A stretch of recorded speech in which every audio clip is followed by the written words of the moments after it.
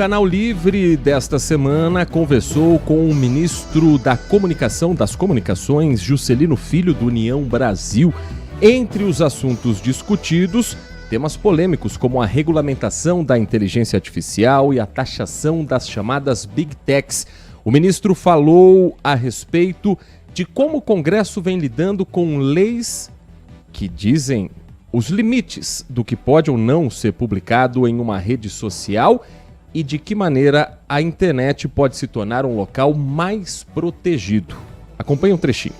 É importante colocar, e eu tenho defendido justamente isso, que a gente separe as duas coisas, né? Separe a regulamentação, que é um tema que já vinha em discussão no Congresso. O ano passado foi bastante discutido, não prosperou. Esse ano tentou se retomar com esse tema e recentemente lá o presidente da Câmara, entre um acordo de líderes, decidiu não prosperar com o projeto que já estava lá em discussão e montar um novo grupo de trabalho para tentar estruturar uma nova proposta em torno desse tema, né? Nós entendemos que é necessário avançarmos com esse debate, né? E acho que não é só o Brasil, o mundo vem colocando isso. Alguns países, como a União Europeia, conseguiu dar um passo, né? Então nós torcemos, digamos, para que o Congresso realmente se debruce sobre isso e avance com uma proposta legislativa, porque o ambiente é o Congresso Nacional de se discutir isso. A entrevista completa você acompanha no YouTube Band Jornalismo e também a reapresentação hoje às 11 da noite na tela da Band News TV. Há 10 anos, o Brasil tem o Marco Civil da Internet, a Lei 12.965 de 2014, e o Marco Civil criado para estabelecer o direito ao exercício da cidadania nos meios digitais, além da diversidade e da liberdade de expressão na internet. Sobre esse assunto, o Manhã Bandeirantes conversa ao vivo nesse momento com o Dr. Fabrício Bettini Pascoal Polido, advogado sócio da LO Batista, professor associado de Direito Internacional, Direito Comparado e Tecnologias da UFMG, Universidade Federal de Minas Gerais. Professor Fabrício Polido, muito obrigado pela atenção com o nosso ouvinte na Rádio Bandeirantes. É um prazer ouvi-lo nesta segunda-feira. Bom dia a todos que nos ouvem, é um prazer falar com vocês. O Marco Civil completou exatos 10 anos na última semana, foi sancionado em 23 de abril de 2014.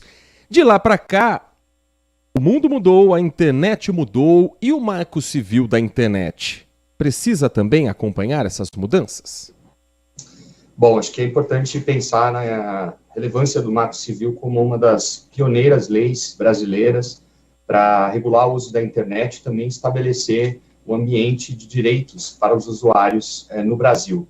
Ela é festejada internacionalmente por seu significado. Há uma série de desenvolvimentos que acompanharam o Marco Civil ao longo desses 10 anos de vida, de existência, e, mais do que tudo, né, pensamos no papel que o Marco Civil exerceu na regulação prévia dos serviços digitais, dos provedores de acesso à internet, por exemplo, tudo que diz respeito à conexão e também as provimento de serviços de plataformas, como as redes sociais, os aplicativos de mensagem, as plataformas de compartilhamento de vídeo, como o YouTube, enfim, todo esse ambiente que proporcionou, ao longo desses 10 anos, um marco legal que eu chamaria de básico para exercício dos direitos dos usuários e também para obrigações para as plataformas. Mas são 10 anos, e acho que isso é muito importante, a expectativa de que o Marco Civil da internet seja revisado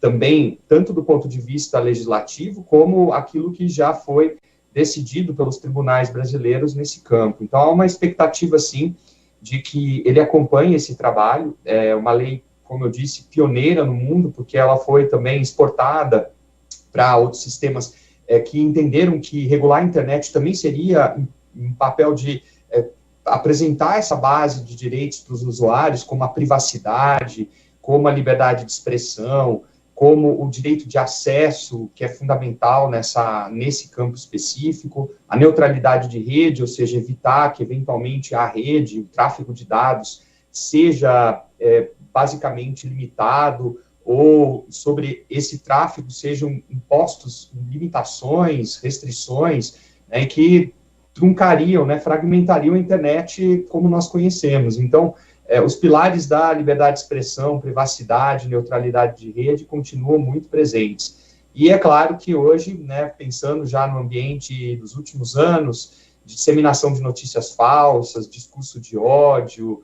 e também, recentemente, o conteúdo que busca desestabilizar o sistema eleitoral brasileiro, os ataques democráticos, né, tudo isso foi levando, intensificando aí um viés político a respeito da necessidade não só de regulamentar plataformas, mas também revisar esse marco legal digital que é trazido com o Marco Civil da Internet. Então, por isso, esse ambiente aí de expectativa, ou esse cenário de expectativa em que o Marco Civil é colocado à prova, a teste, nesse cenário.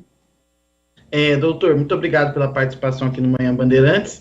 Vou ressaltar para os ouvintes que vocês estão acompanhando neste momento um veículo que é regulado, que tem regulação, só para deixar claro, porque senão as pessoas acham que quando a gente fala de regulação, a gente está falando de censura, não é isso. A gente está ouvindo um veículo que é regulado, a radiodifusão é regulada no Brasil. Vamos lá, doutor. Tem um artigo 19 do Marco Civil, que foi parar até no STF, né, que é aquele artigo que fala sobre, me corrija se eu estiver errado, que prevê ali aplicações de sanções às plataformas quando elas desobedecem ordens judiciais. E aí o Marco Civil prevê isso, houve até uma discussão no STF sobre esse tema. Só que hoje há uma grande discussão de que há uma demora entre a rede social ser notificada, a pessoa que é ofendida na rede social acionar a justiça dar uma resposta e a rede social retirar.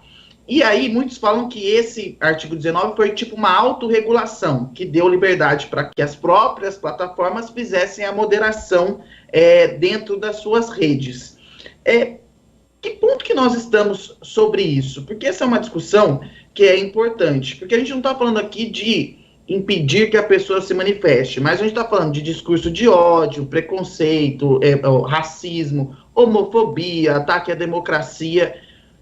Essa autorregulação funcionou? Essa questão do Marco Civil funcionou? Ou ele demonstra que precisa de aperfeiçoamento? Qual que é a sua visão sobre isso? E vou acrescentar mais uma pergunta. O Marco Civil fala da neutralidade das redes, mas fala mais da questão de acesso, né? A pagamento e tal. Mas hoje a gente percebe que as plataformas não são neutras. Elas têm suas posições, elas se comportam como veículos de comunicação. Vou colocar assim, porque veículos de comunicação têm editorial. Elas se comportam assim, não apenas como plataformas. Essa é uma questão que a gente também precisa abordar quando a gente fala das plataformas de redes sociais que o Marco Civil não aborda. Tiago, obrigado pelas perguntas. A resposta, positiva para as duas delas que você me trouxe.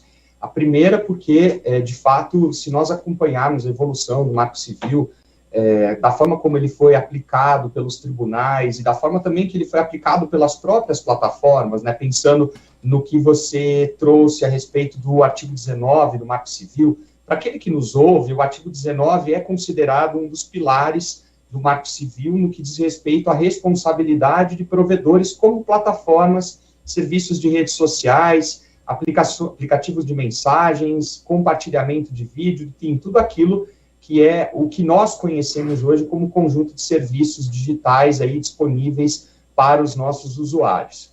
E o artigo 19 prevê que as plataformas não são responsáveis, ou seja, e o artigo 19 exonera as plataformas da responsabilidade civil direta sobre o conteúdo gerado por terceiros, por usuários, exceto se, quando notificado, isso é muito importante, por ordem judicial prévia específica, essas plataformas não retirem, não removam esse conteúdo que eventualmente é considerado infrativo.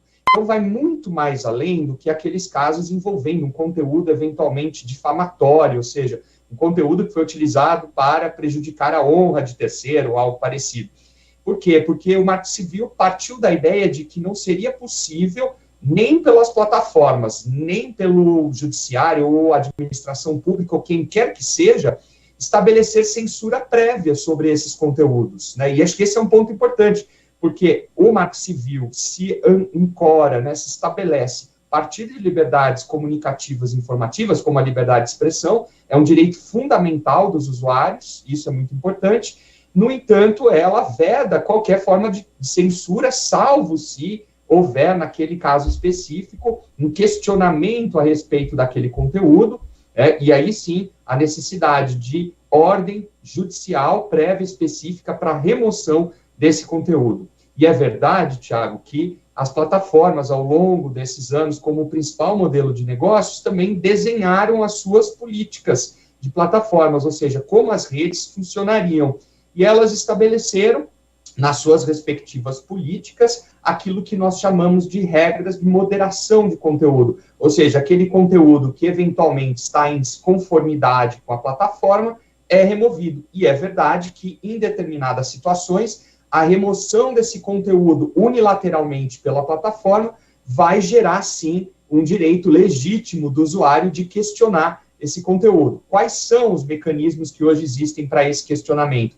Ou diretamente com a plataforma, ou judicialmente. E é verdade que, ao redor do mundo, pensando no ambiente europeu como um modelo, um laboratório de transformação, de mudança nesse caso, é que as plataformas tiveram e foram obrigadas a aperfeiçoar esses mecanismos de transparência, de controle a respeito da forma como esse conteúdo é moderado e dar aos usuários o que são, acho que o mais importante, os mecanismos de contestar essas remoções, né? Porque o artigo 19, de fato, ele diz respeito à remoção judicial, e ele não estabelece nenhum parâmetro tecnicamente previsto sobre como as plataformas vão aplicar suas políticas. Mas, pela própria estrutura do Marco Civil da Internet, os modelos de negócios, né, seja de provimento de conexão, de serviço de internet, como o modelo de serviços de provimento de acesso, como são as redes sociais, as plataformas,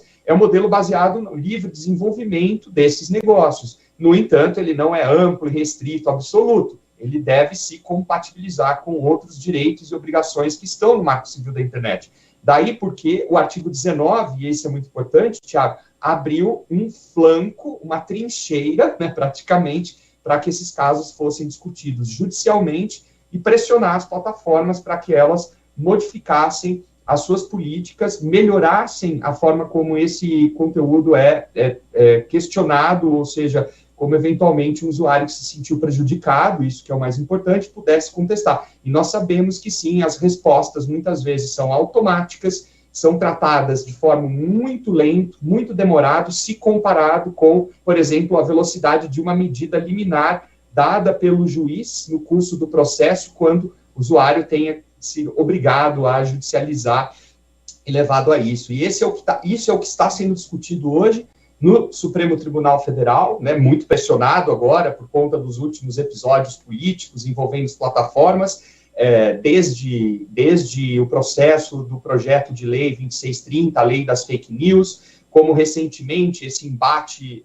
o ringue digital instaurado entre o polêmico empresário Elon Musk, controlador da plataforma X, e o Supremo Tribunal Federal, especialmente na decisão monocrática do ministro Alexandre de Moraes. O Supremo é pressionado para rediscutir o artigo 19, processo esse que está em tramitação no recurso extraordinário do Supremo, o tema 987, que envolve a possível declaração de inconstitucionalidade do artigo 19 do Marco Civil da Internet, a depender da decisão que o Supremo formar nesse caso, né, Tiago? Só que se tira o artigo 19, nós ficamos sem nada, nesse momento, ainda mais considerando o quadro da retirada do projeto de lei 2630, o projeto de lei de liberdade, transparência e responsabilidade da internet, também conhecido como projeto das leis de lei das fake news, e que agora no Congresso Nacional, possivelmente, não se sabe ainda, porque a pauta está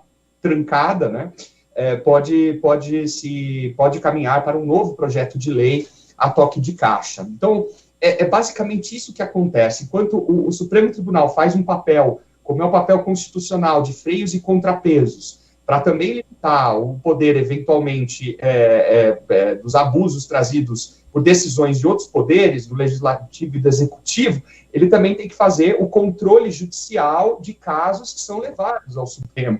Então, eu uso uma expressão, praticamente ele voltar ao paredão do direito digital, porque essas questões acabam sendo trazidas e acabam no Supremo Tribunal, em virtude dos direitos e garantias fundamentais que estão no Marco Civil e que têm natureza constitucional, como é a liberdade de expressão, o direito à privacidade, e esses aspectos acabam sendo, poucas vezes, né, bem entendidos, e o senso comum vai achar que realmente somente o Marco Civil ele dá esse poder todo para as plataformas, quando não é verdade, né? O Marco Civil ele traz esse espaço para que o judiciário, de modo democrático, também intervenha nos conflitos, nos litígios que são trazidos em matéria digital. Se dependesse só para fechar, de moderação de conteúdo pelas plataformas, sem a possibilidade de que o Estado, o judiciário, controle essas medidas, aí sim nós chegaríamos num estado muito, muito, muito prejudicial aos direitos e garantias fundamentais, já que as plataformas, tecnicamente, nas suas políticas, não estão nas políticas, não estão comprometidas com direitos e garantias fundamentais. Por isso que a Constituição e as leis é que fazem esse papel de exigir das empresas, qualquer ator privado, o cumprimento e a observância desses direitos fundamentais. Então, isso é muito importante para que nós tenhamos essa base de debate aqui a respeito dos 10 anos do Marco Civil, quanto ele se amadureceu, mas ele trouxe também esses desafios típicos de uma lei que só tem 10 anos, né? Acho que esse é o ponto relevante aí no nosso debate. Doutor, nosso tempo está estourando, mas eu preciso fazer uma pergunta rápida aqui, vou pedir para o doutor responder rapidamente. Sobre a questão que a gente fala de solidariedade das plataformas, que o Marco Civil não prevê isso. Solidariedade quando uma empresa que é julgada, às vezes ela é condenada porque ela faz parte de um processo. Estou pegando aqui, não sou uma pessoa do direito, mas para que as pessoas entendam. Colocar as plataformas como responsáveis também, quando os conteúdos são, pelo algoritmo dela, são multiplicados e são mentirosos, discriminatórios, preconceito, racial, é uma saída também para ajudar nessa moderação? Porque há essa discussão também, né, delas serem também responsáveis, né? Vou pedir para o doutor responder rápido, que eu estou com tempo. Não, todo modelo de revisão da base da responsabilidade é necessário, porque ele vai prever se realmente faz sentido ainda mantermos um regime que exclui total responsabilidade das plataformas sobre o conteúdo gerado. Isso é uma questão do Marco Civil, do artigo 19, ou se em novas leis e regulamentos que agora estão sob discussão, essa responsabilidade tem que ser repensada. Se nós olharmos hoje no modelo, né, por exemplo, de publicidade comportamental, do direcionamento dos usuários para consumo, sistemas de recomendação online que são estabelecidos, seria, sim, importante, como tem sido feito na Europa. Isso foi feito na Europa porque um modelo que colocou as plataformas em uma obrigatória necessidade de se adequar às leis, de que a responsabilidade, sim, seja parametrizada, ou seja, moderada, modulada, de acordo com aquilo que é a ação da plataforma nesses sistemas, nos seus serviços, e como ela vai responder, porque a base da responsabilidade é uma obrigação. A obrigação, tecnicamente, vai forçar a plataforma a se conformar de uma determinada maneira, de acordo com a lei. Então, acho que esse é o principal ponto de debate atual, como fazer com que essa distribuição de obrigações e direitos seja equitativa, equilibrada. Se houver esse desequilíbrio, essas questões vão permanecer, né? E talvez não seja desejável, do ponto de vista legal, manter esse desnível como hoje ele se estabelece. Nós conversamos no Manhã Bandeirantes com o Dr. Fabrício Bettini Pascoal Polido, ele que é advogado sócio da L.O. Batista, professor associado de Direito Internacional, Direito Comparado e Tecnologias na UFMG, a Universidade Federal de Minas Gerais. Dr. Fabrício, muito obrigado pelas suas informações, foi muito bom conversar com o senhor. Espaço sempre aberto para discutir esse assunto tão atual na nossa vida, que é a regulação da internet, o Marco Civil e outros assuntos ligados à lei, inclusive de proteção de dados. Voltaremos ao assunto mais vezes, doutor Fabrício. Obrigado, pessoal. Boa semana a todas e todos.